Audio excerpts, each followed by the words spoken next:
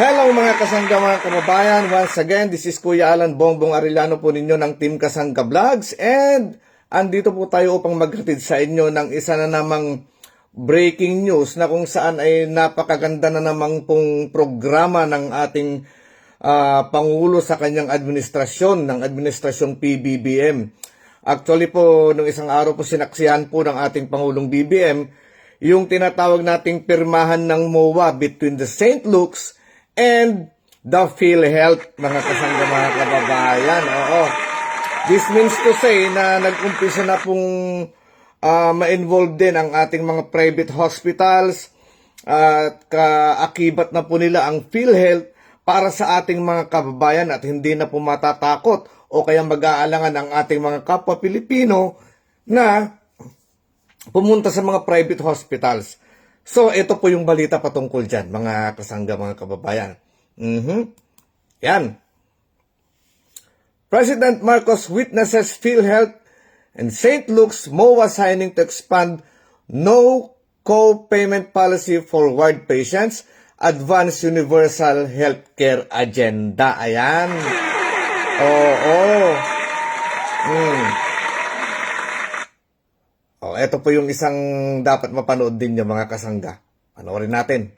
Nandito tayo ngayon sa St. Luke's at nakatapos lang ang pirmahan doon sa Memorandum of Agreement between PhilHealth at saka sa St. Luke's. Sa pamamagitan ng MOA na yan ay ini-involve na natin, sinasama na natin ang mga private hospital sa ating mga programa para tulungan ng mga iba't ibang pasyente. Ito ay para hindi na matatakot ang mga nagkakasakit na pumunta sa private hospital dahil walang silang pambayad. Dapat nga lang po, nakalabas na ako nung nakaraan. Kaso kulang yung aking pambayad sa bill. Unang admit ko pa lang dito, talagang inasikaso na nila ako. Wala kaming ibinigay na deposit. Nung sinabi na kailangan akong i-OR, ino-OR ako kaagad. Ito yung mga bago nating ginagawa para palawakin ang suporta na ibinibigay natin sa ating mga pasyente para patibayin, para gandahin ang ating healthcare system para mas marami tayong matulungan at matamo na rin natin yung ating pinapangarap na universal healthcare. Yun, no? Palakpakan po natin ulit, mga kasangga, mga kababayan, ang ating Pangulong BBM. Oo, so, ayan na po. Pati private hospital na po na St. Luke's ay kaakibat na po ng PhilHealth para sa medical na serbisyo ng ating mga kababayan. Oo. Ayan. So, ano pa po? Ito pa po. Marcos urges more hospital to adopt PhilHealth's no co-payment policy. Ayan na nga. Oo.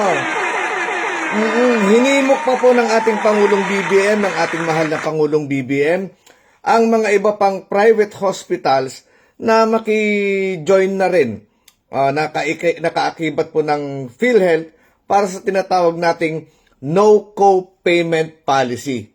Programa po yan ng gobyerno between the PhilHealth and mga private hospitals po, mga kasangga, mga kababayan. So,